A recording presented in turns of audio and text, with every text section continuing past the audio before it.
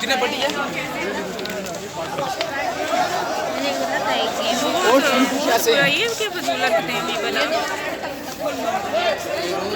मैं तो डर गई, सच में पागल हो गए।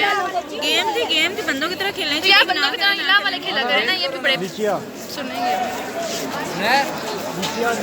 वेट करो यार। वो तुम क्या चीज़ का प्रूफ लेती रहती हो? कि मैं दिखा सकूँ, इससे मारा है पहले। सामने सब है तो सबको पता चीटिंग है, इनकी सामने चीटिंग इनकी वैसे वैसे कुछ ना। हाँ यहाँ पे 3 खड़े थे पीछे करने वाले, और वहाँ पे एक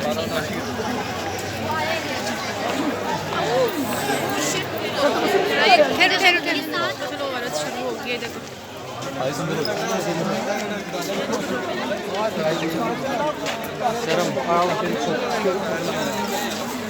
पर जो वो थप्पड़ पड़े से बस क्या साइड मुझे अच्छा मुझे दिल लगा हमारी काश अल्लाह की किस्मत ऐसी मर गई इसके मुंह पे थप्पड़ पड़े। पता नहीं किधर से ला वाले जाए ला जाते हैं। इसका गई है